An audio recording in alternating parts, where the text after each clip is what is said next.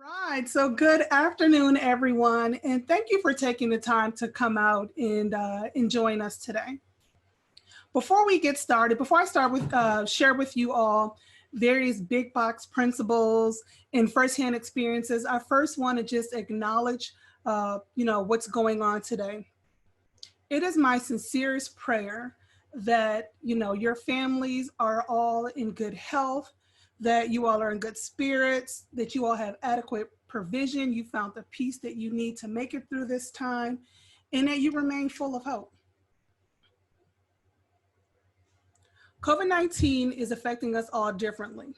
Some of us may find ourselves with extra time. Use it wisely to enjoy your family, to dig deep, and to find peace and keep your mind sharp. On the other hand, some of us may find ourselves in complete and utter chaos and unsure how we will sustain our families and our employees. Regardless of where you are beginning today, let's all make a promise to ourselves to invest in our personal growth so that we may realize our true potential. Why? Because at the end of the day, a better you runs a better business. And today I'm going to share with you all some tips to help you get there.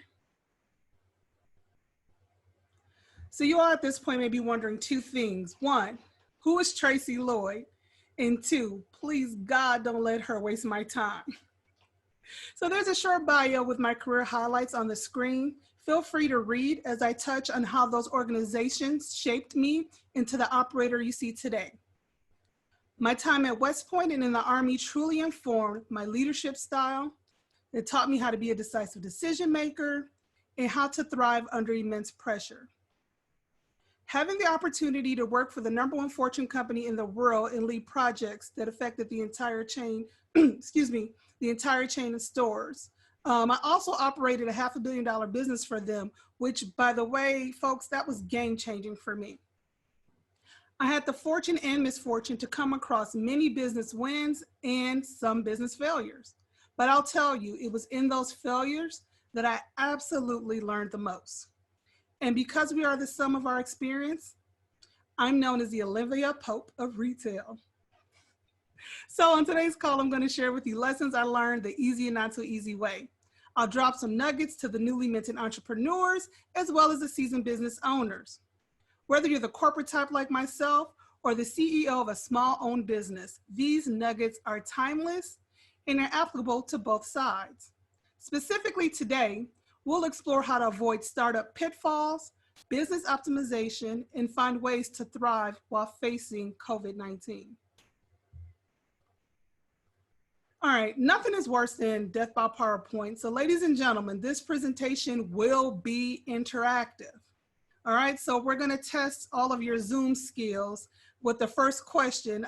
Please put your answers in the chat box. So the first question, what percentage of billionaires do you believe are self-made? Don't cheat and ask Siri and Alexa. Come on, let's just give your best guess.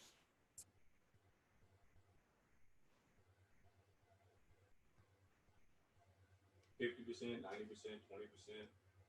All right, 50, 90, 20. Okay, so good. Those are some good guesses. The answer is 62% of US billionaires are self-made. All right, so I'm a numbers girl. What better way to kick off our presentation than with stats and facts? Because if someone's,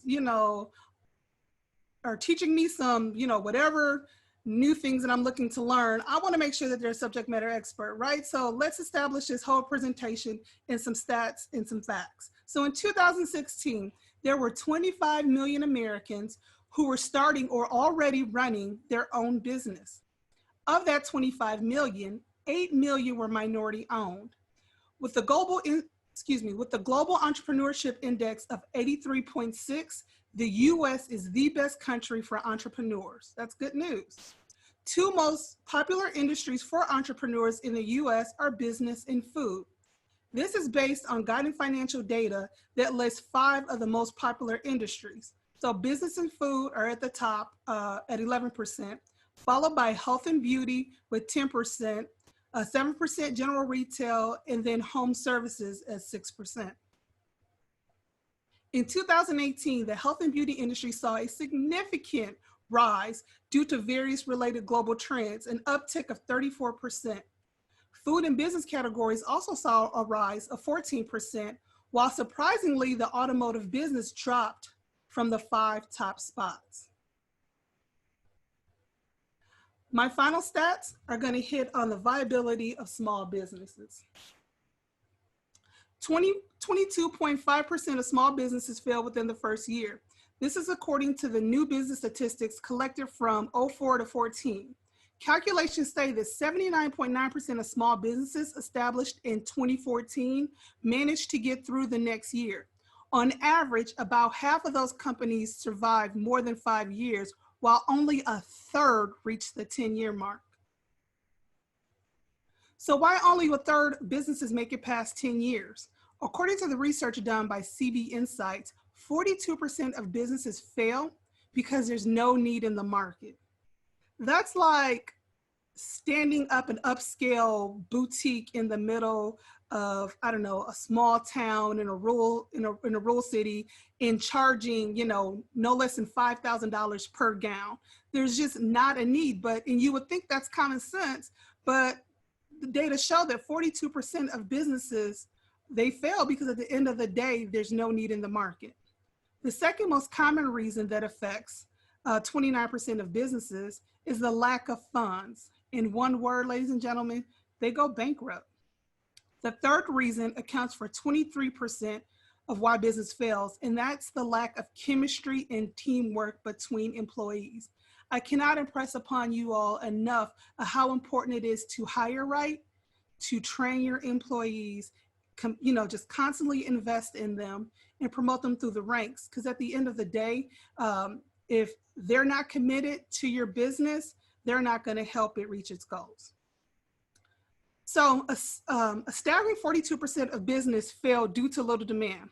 This could be a foot traffic issue or a poor business model that does not resonate with potential customer. Here's a quick way to avoid initial foot traffic issues. Let's say you're looking to go brick and mortar, right? You have to do a comprehensive market analysis. You want to build where there is sufficient growth or anticipated growth. If not, you can end up being part of that 42% that fail because there's no need in that market, right? These analyses can be costly. Before you invest any dollars towards analyzing a certain area, look to see if big businesses such as Walmarts, hotels, or even subdivisions are being built nearby. You can absolutely anticipate growth in those areas. Trust, those companies have invested heavy dollars into researching those markets. In this case, it's okay to steal shamelessly, right? I'll provide training at a later date in which will allow us to further deep dive into those areas and develop cost-effective mitigation strategies. Now, if you're lucky enough to be a part of the 1/3 of the businesses that make it past the 10-year mark, congrats. With that said, you may experience other types of pain points, especially when trying to scale. When attacking scaling issues and other pain points within your business, be sure to address the following 3 buckets. All right, guys, write this down. This has saved me countless times. People, processes, and technology. This technique will avoid critical misses as you project manage through any new changes within your business. When addressing the people bucket, consider what's going to be the impact to my internal as well as my external customer. When it comes to processes, it's important to establish routines and standardized operating procedures. Why? It will keep you from overly depending on one person, and or if your business naturally turns at a high rate, you can continue to execute and operate at consistent levels. Lastly, technology can allow you to do more with less by operating more efficiently. The people and tech bucket will oftentimes conflict, so think critically through those areas and proceed with caution.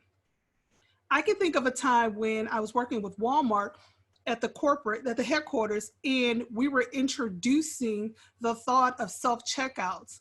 And Sam had a principle that he would never bring technology or machines in that would take jobs away from people. And so we had to think through how we were going to bring this technology, but at the same time, not necessarily sacrifice jobs for of the employees of cashiers. And that's why today you see part of the store has automated, right, self-checkout, and you still have your cashiers that remain. So that was kind of the happy medium between leveraging technology and also having making sure that you're not replacing jobs with robots. So, all right, let's apply this technique to my, I'm going to apply this technique to my first store turnaround, all right? So I'm going to provide you all with a bit of context so you see where I'm coming from. I was not even a year out of the military. I joined Walmart's Junior Military Officer Program. The company was building stores faster than they were developing general managers. And so therefore they looked to the military to bring in proven leaders because it's easier to teach, it's easier to teach the job, the technical aspects necessarily than it is to grow leaders, right? Leadership that takes time.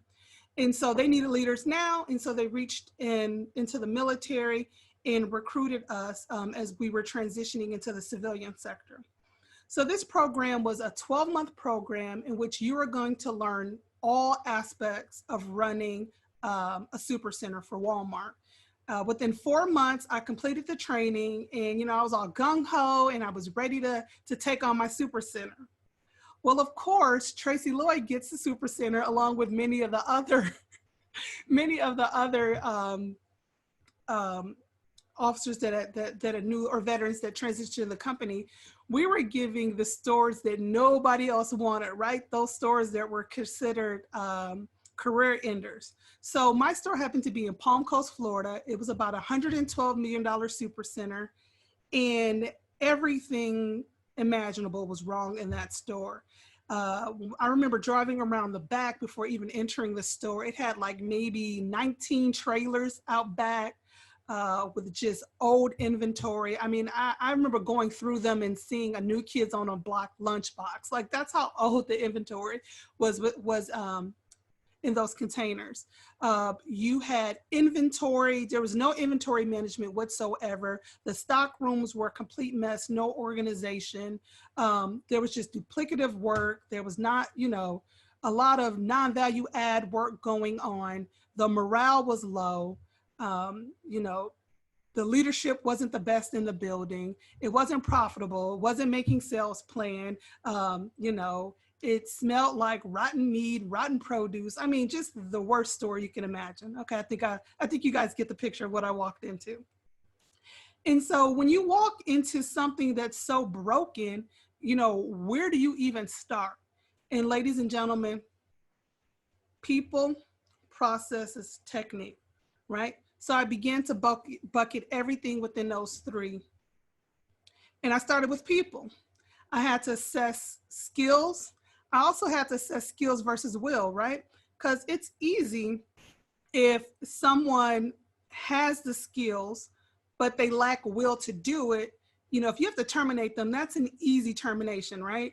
What isn't easy is when someone lacks the skill, but they've got all the will in the world, right? They really want to make it happen, but they lack the skills. When you have those decisions to make, that's when you then invest, you give them proper training, and hopefully they can get it. And if not, you still eventually would have to let them go. So I had to go through the entire store, from my co-managers, my assistant store managers, down to my cart pushers, right? We had to assess everyone. And I had to ensure that everyone at the end of the day were in the right seat on the bus, right? Were you in the right job? Could you optimize your output in this current capacity? And if the answer was yes, you got to stay on the bus. And if the answer was no, quite frankly, some had to get off the bus. In the people bucket, I also had to, level set on standards and expectations.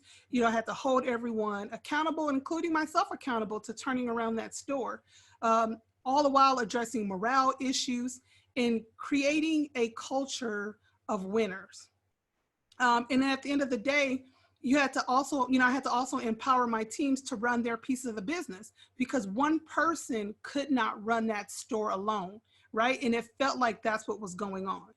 And so then next I looked at the processes. I literally would just stand in place. They probably thought I was crazy for the first 2 weeks, because I would just stand and just observe. I wouldn't say anything. I would just observe. And I was just looking at the processes, right? I'm an engineer by trade. And so everything to me are just processes, right? Zeros and ones, like that. I see things binomial. And so I'm watching people, watching what they're doing. I'm noticing that, wasted steps, right? I'm seeing duplicative tasks. Anything in terms of process that were going wrong in those stores. And so I had to set up routines to break bad habits. I also had to retrain on proper processes, stop the non-value add work, and create new processes and reporting to ensure that the things that we were putting in place was actually moving the needle. And then next and lastly is the tech bucket. I had to evaluate the effectiveness of the tech that we were currently using, right? And if there were any gaps, to close it. I had to assess if the teams were trained properly on them. And I also had to introduce tech that closed skill gaps that I identified, or just helped to free up time for other tasks.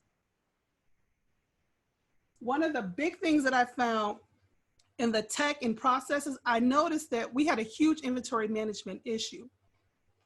Well, it was, how can I put this politically correctly? So the people, when you look at all the associates within the store, the people who were less educated primarily were put on the stocking team, right?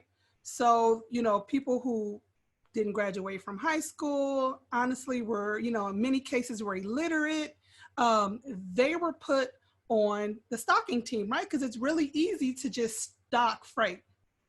Well, Walmart introduced this new inventory management system, which we so badly needed, but they didn't really think about the people who had to adopt this technology and really what their level of aptitude was.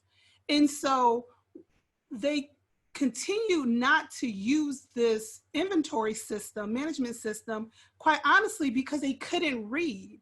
They didn't know, they didn't know what steps to take. They didn't really understand what they were doing.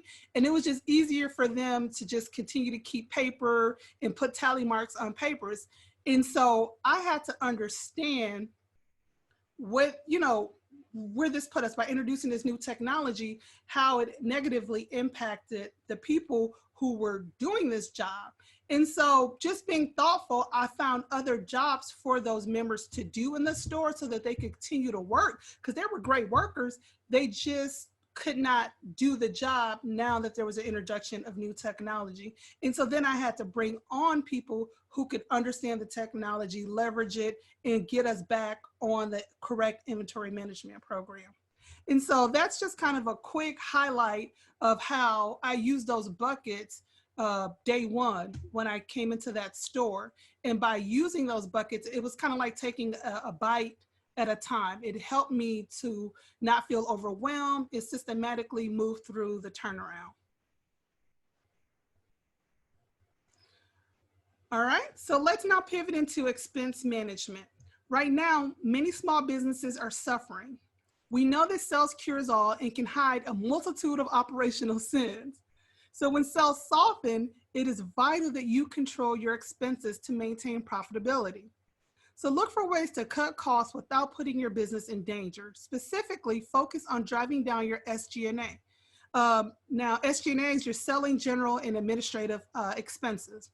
It's any expenses that your business incur that are not associated with the product. So let's, for instance, if I own a clothing store, the cost to get the clothes manufactured, that's not part of my SG&A cost. But any other costs outside of that is an SG&A expense. So marketing, right? Your payroll, your utilities, all of those things are your SG&A expenses. So in a healthy business, SG&A accounts for 25 to 15% of the revenue. So small changes like printing in black and white or going to a paperless operation can help cut costs. Many businesses are going from paper receipts to sending it digitally. This is also an additional way to get customers in your sales funnel for future sales opportunities by the way of email while still saving money. So how about considering changing your opening and closing times to your peak times only, right? Now, there are also some larger changes that you can take, such as staffing. Payroll salary is your biggest expense. How can you affect that expense line? Can you leverage temp hires instead of full-time help? That's just one example of shifting a fixed cost into a variable cost in order to improve your cash flow. All right. So remember, you cannot, and I repeat, you cannot expense your way out of a turnaround situation. With that said, you must take time and whiteboard around how you can grow sales. What are ways you can deliver differently and increase your margins? Are there ways that you can secure future appointments or sales by providing discounts via coupons or gift cards? There's so many ways, ladies and gentlemen, to cut costs and grow sales. But quite frankly, we don't have enough time today, but I do look forward at a later time peeling back and exploring the many layers. Until we revisit this topic, please consider these 4 areas. 1, eliminate non-value add activity and tasks. In doing so, you may be able to reduce headcount in your organization and save on payroll. 2, redesign workflow and systems for greater efficiencies.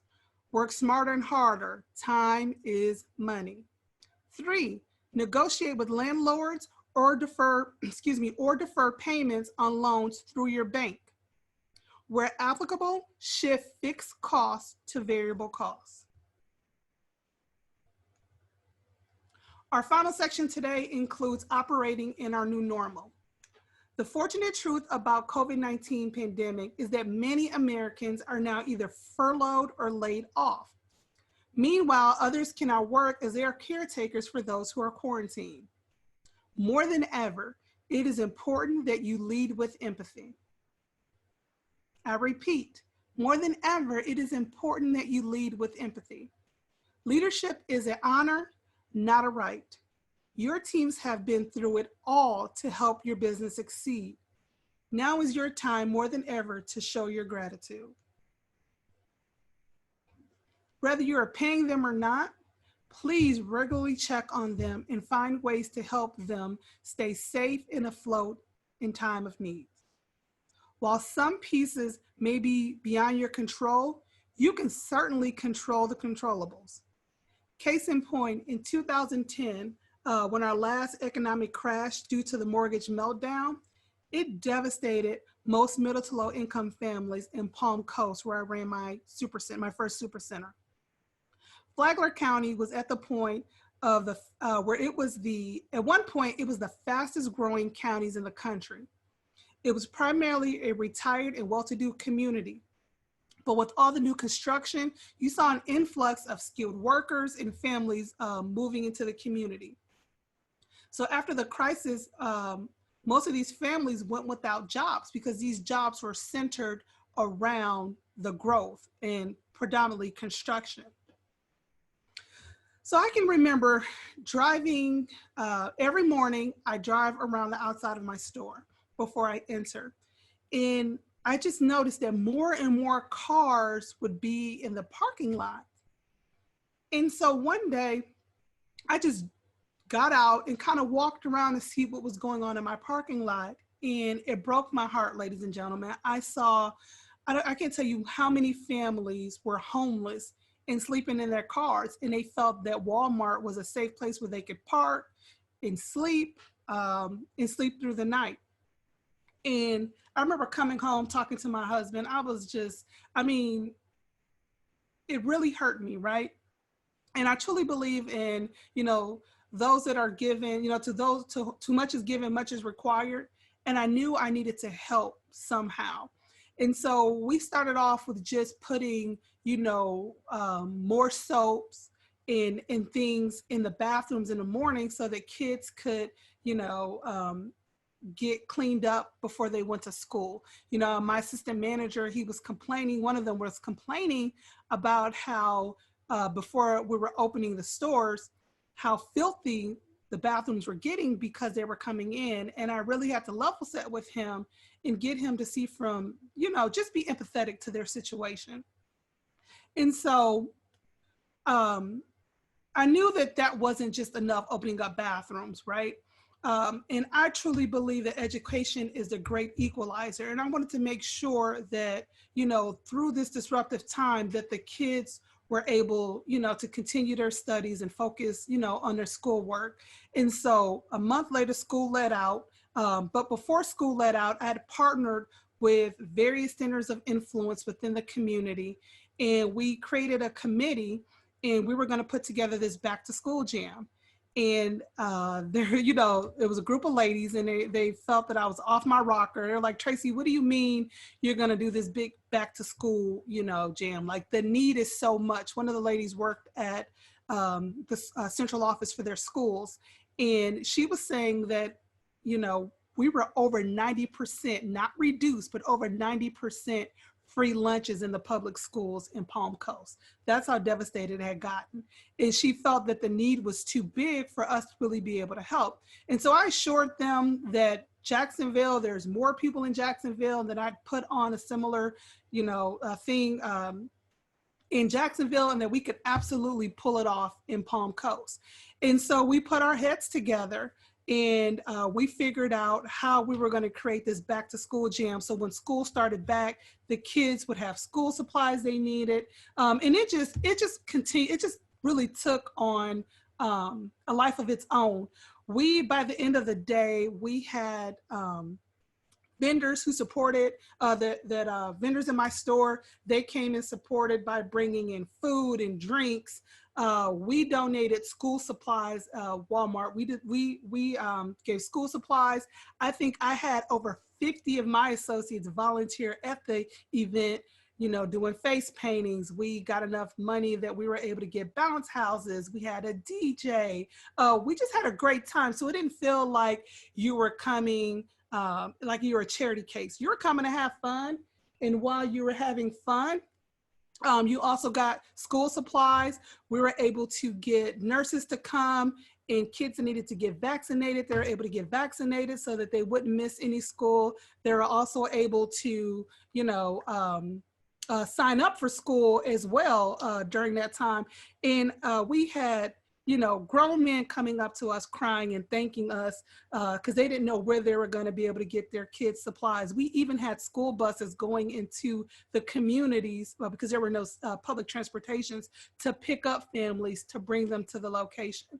And so I say all that to say that, you know, we couldn't control the economy tanking, but we could control how it impacted the members of the community, of our community.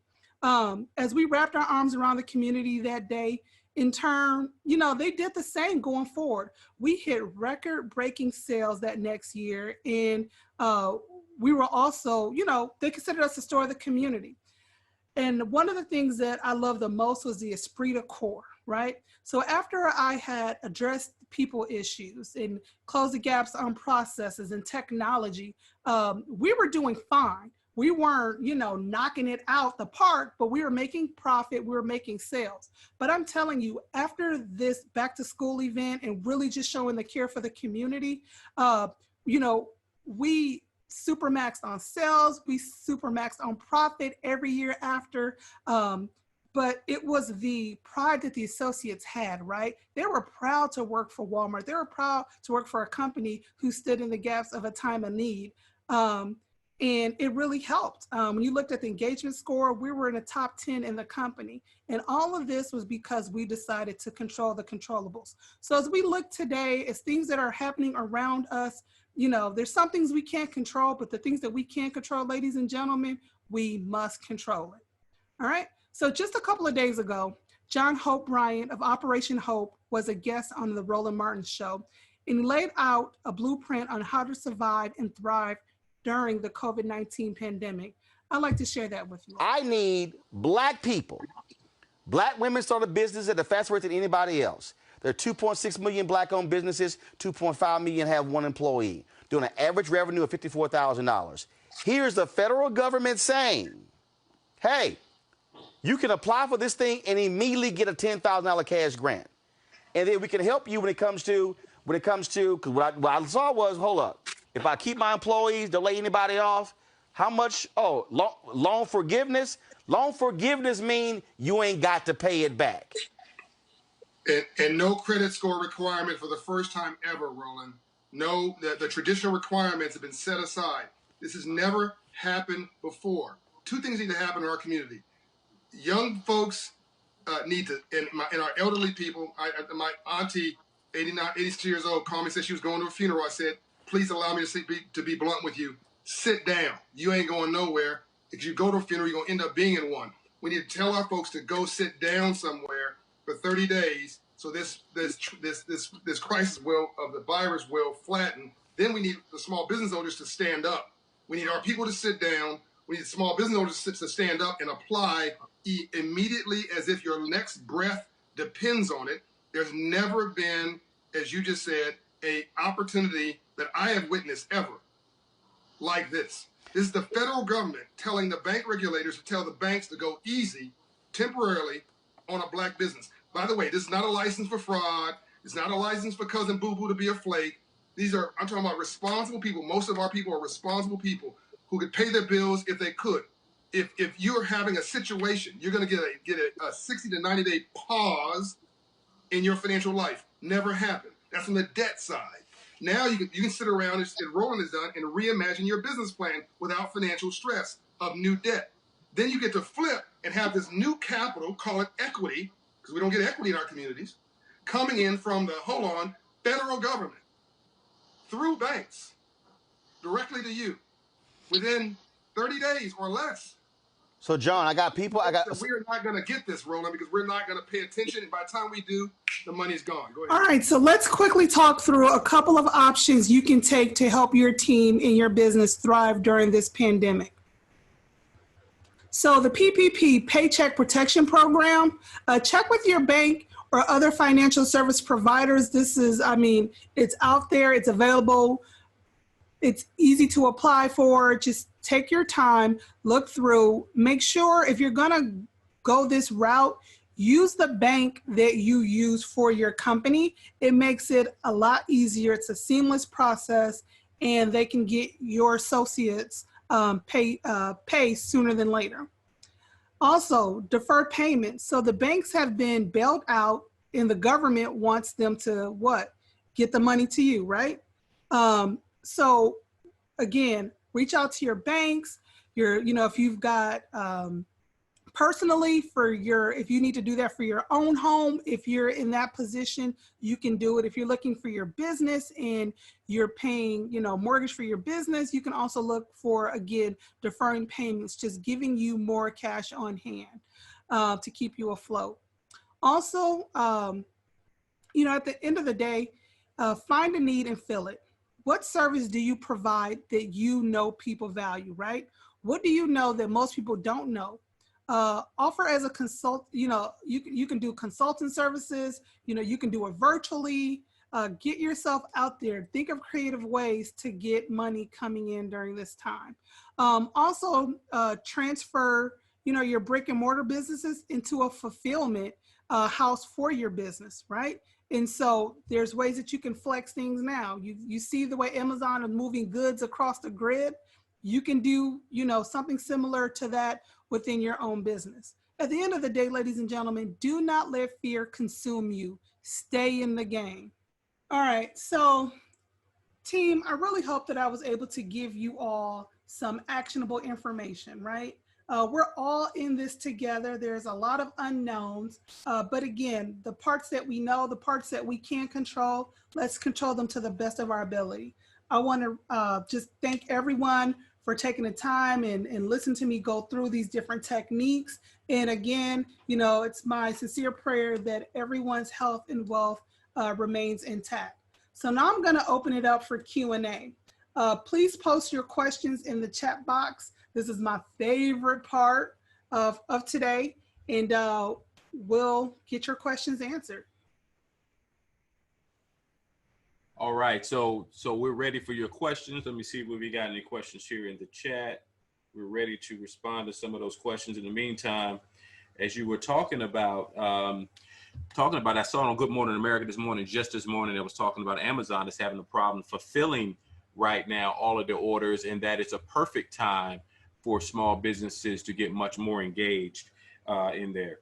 We want to thank, we got First Response. Candace Presley, thank you so much for the terrific presentation. Thank you, Candace, for supporting Tracey in this endeavor. As you guys can tell, she has an amazing amount of knowledge here, but she definitely wants to make sure she can help. Look like Jessica Key, I'm in the process of opening a retail store in Wisconsin, but I feel like foot traffic will suffer for a while. What you got for Tracey? So, Jessica, if you're looking to go into the retail sector, I would say even before COVID-19, I always push people away from brick and mortar and more to the online business, right?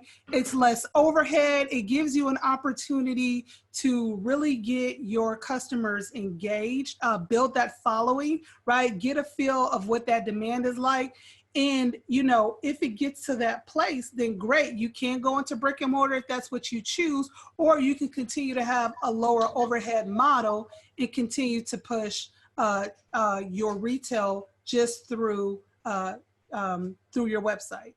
And that's a great response, because ultimately we have to get to the point that the mindset is that if you have a brick and mortar, you have to go into that business understanding that it needs to be a fulfillment house for an online retail store as well. Guys, do not get caught in those positions where you're not ready to scale, because now think about the way you do business yourself. A lot of us are now at a point that we do a lot of our purchasing online, even now with everyone being sheltered in place. You know, your lunch can be delivered to your door. So if you got a restaurant, shoe business, whatever, make sure that you have the opportunity to do business online. Let's see what other questions we have. We got a lot of questions coming in. Let me jump in here. Do you provide consulting services to start an e-commerce business? Jessica Key, yes, we do. And we'll talk about that towards the end. Let's see, what other good questions do we have here? Tina Bailey, understanding when you apply for the immediate $10,000 through EIDL, once you receive the PPP funds, they will pay back the EIDL funds and deposit the rest to your company. Thank you so much for that tidbit for our people here on the chat. And also to add to that, you know, if you can show where 75% of your of that went to payroll, you know, again, the banks, they're 100%, like, that's no longer become a loan, right? That is just income. That is money that was deposited into your company now. So take advantage, ladies and gentlemen. And we know, and we know that the rules are constantly changing. But think about it like this: bottom line is, our economy is largely ran by small businesses, by many of the people who are on this call, and many of the people who will be watching this webinar. We are the backbone. Amazon, we love Amazon, we love the Walmarts of the world, but they're not serving pizza in our local neighborhoods. And so they understand that they have to make sure that they're opening up the economy for all. So just make sure that you keep that in mind and stay encouraged in that area. Any other questions that we have here? Let's see. Any other questions we have in the chat? Okay. Tina also has another suggestion. If I can offer some suggestions, when entering your payroll, coded as COVID-19 to show that 75% of it went directly to payroll. Thank you so much. And we'll make sure we continue to pass this along, because we are definitely a community of professionals. All right, Tracey, if you want to go ahead and start wrapping up, and then we'll talk about some opportunities to engage. Well, one more question just came in from Janae. Looks like she asked, how do you temper the fears of employees? Janae, that is difficult. It's difficult to do, right? This is why it's so important that, you know, before things like this come up, that you've taken time to build deep relationships with your team. Because at the end of the day, it comes down to trust.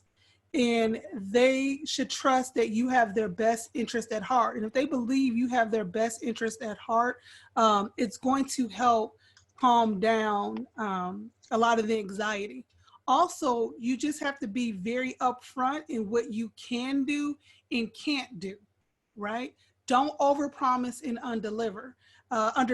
If you're very honest and transparent of the things that you can do, they can figure out other ways to close the gaps. But again, just finding ways to put money in your pocket, some of the things that we spoke to will definitely go a long way. And when we rebound, which we will rebound, ladies and gentlemen, because you've taken care of your teams, you're going to have even more loyal employees. And just watch how they repay you through their service, and just go over and beyond to make things happen for you day in, day out. So again, just, continue that trust, in transparent communications, and, let them know what you're doing to help them and that they're not in this alone.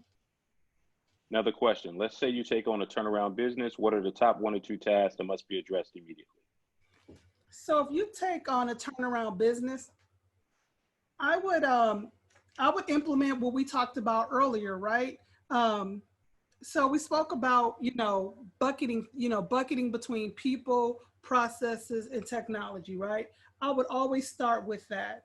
I would also look at zero-based budgeting, right? So if you take that people, processes, technology, and kind of just really get a feel and understanding where you are and where you stand as a business, you'd also may want to look at zero-based budgeting. I don't know if you all are familiar with that, but kind of high level, it's you basically build up anything that is essential to the business, right? That's going to help grow it, sustain it.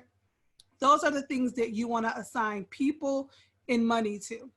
And if it's not going to move the needle or, satisfy whatever criteria that you set forward, you just don't fund it.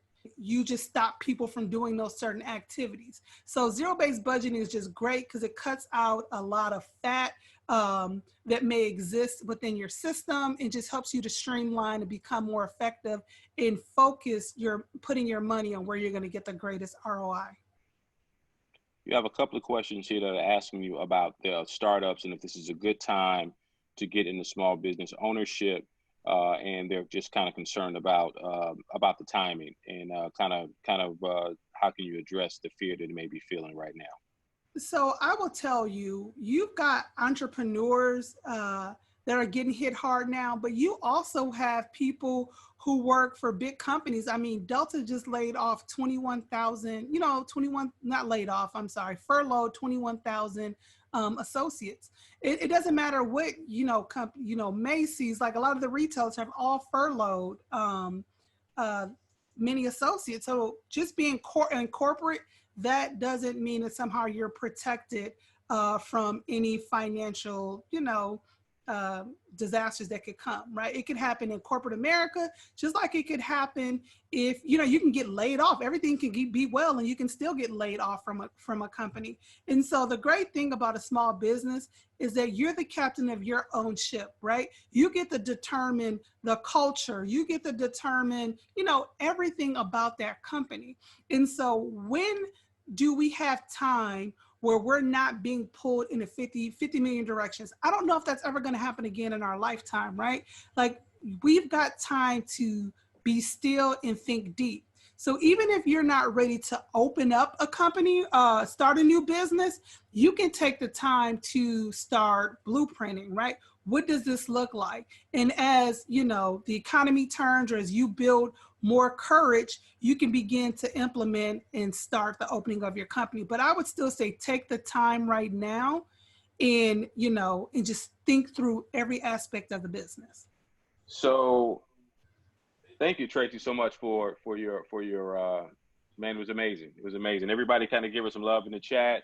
Thumbs up, hearts, emojis, whatever you want to. I've never done anything like this. This was a bit nerve-wracking, but it was a great time, everyone. And I look forward to the next time around. It should run even more smoothly, and I won't be as nervous. Great job. We're getting lovage. Great jobs. Applause, applause, applause. Good info. Oh, I can't even keep up with it. There's Tracey, you did fantastic.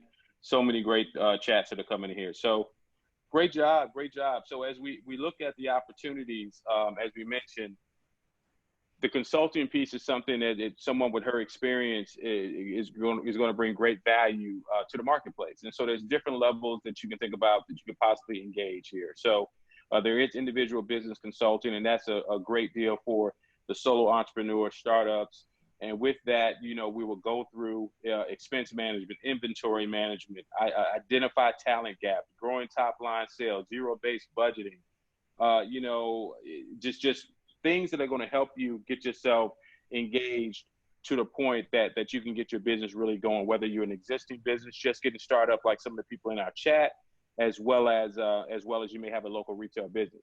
This is a perfect time. This is a perfect time, as Tracey mentioned, to think about it. You know, take this opportunity, and we'll resend out that link with John Hope Bryant, as well as Roland Martin, to talk very intently. John Hope Bryant, which a lot of folks, if you don't know who he is, please do your research on him. He basically said this is something that we haven't seen in 100 years, the opportunity, because we have to slow down. Everybody is kind of in that place right now of a holding pattern. So take this time to do some research, search for the funds, and know that a lot of the banks and things they're a little bit more lenient with it right now. The next opportunity for you to engage with us is going to be kind of in a team.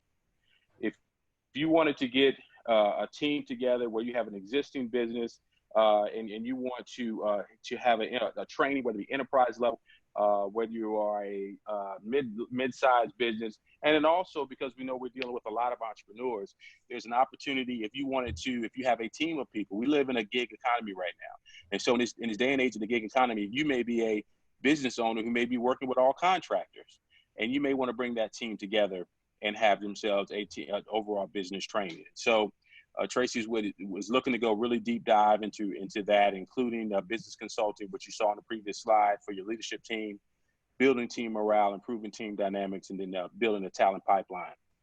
And so then there's also the opportunity, if you are a larger corporation and you have a team within your corporation that you would like Tracey to engage in a corporate training setting, there's an opportunity there too. And so we'll customize that for your needs. Tracey's job, she had 4 jobs in 7 years with Walmart, previous work with the military. She understands how to develop leadership, and obviously having, you know, managing 3,000 or 4,000 people at a time with the different positions that she's had. So she understands the corporate sector and would love to be able to be an asset to your business. So we really want to thank you guys. And of course, let me not forget our nonprofits. If you are a church or nonprofit, a civic organization, make sure you let us know when you reach out to us that you are a nonprofit. And so we also offer, obviously, special discounts because, of course, you are working extra hard, especially in the church space, ministry, civic organizations and the like. We really love to work with those organizations as well. So this is a way, Tracey, you want to jump back in and close us out here? Sure. And thanks, Miguel. Great job. So the next few slides are just if you want to be able to get in touch with me or follow me. I've got my LinkedIn profile here.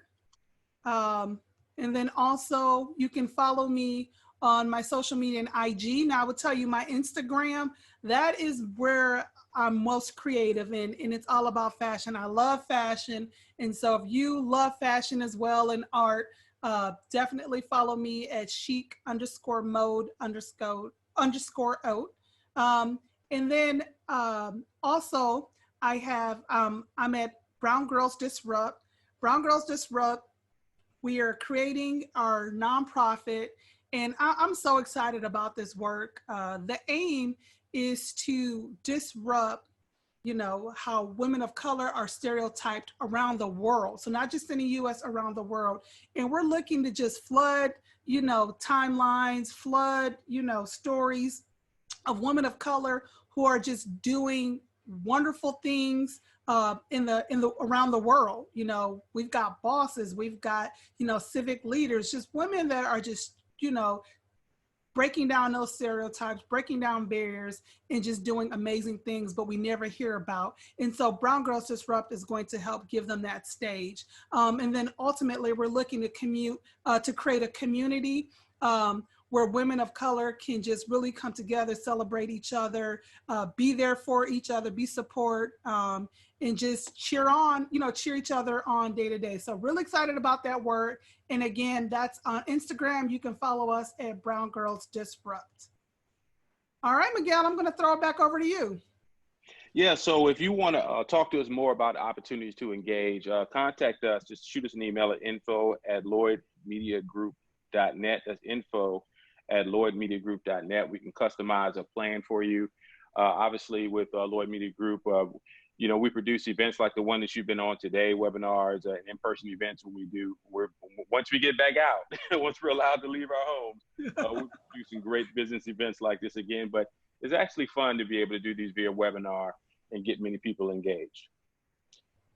And so also you have an opportunity, if you wanted to do a quick discovery call with Tracey, her link will be here. If you go to lloydmediagroup.net/Tracey Lloyd, lloydmediagroup.net/Tracey Lloyd, you can get a 15-minute discovery call. And then with that call, we'll talk through what it kind of looks like if you want to get engaged with us. And then at that point, we can kind of get you in the mix. We would love to work with you. And I think that's it. Let me see if we got one more slide. Let's see what that next slide is. And it's a thank you and have an amazing day. Thank you, folks. Stay blessed. See you next time.